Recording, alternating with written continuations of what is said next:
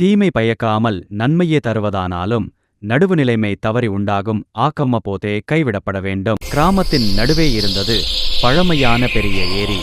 மழை காலத்தில் அது நிரம்பி வழிந்தால் கிராமத்தின் முகமே பசுமையாக மாறிவிடும். ஏரியை சுற்றி மரங்கள், பறவைகள், மீன்களின் மென்மையான அலைகள் அனைத்தும் ஒரே சமநிலையில்தான் வாழ்ந்தன. ஏரியை அழகுபடுத்துவோம் என்ற பெயரில் சுற்றுலா வளர்ச்சி திட்டம் வந்தது. கான்கிரீட் நடைபாதை, மின்விளக்குகள், படகு சவாரி அனைத்தும் நன்மை தரும் திட்டங்களாகவே தோன்றின. வேலை வாய்ப்பு கிடைக்கும், கிராமம் புகழ் பெறும் என்று பலர் மகிழ்ந்தனர். ஆனால் அதற்காக கரை மரங்களை வெட்ட வேண்டும். பறவைகள் கூடு அமைத்திருந்த கிளைகள் உடைய வேண்டும்.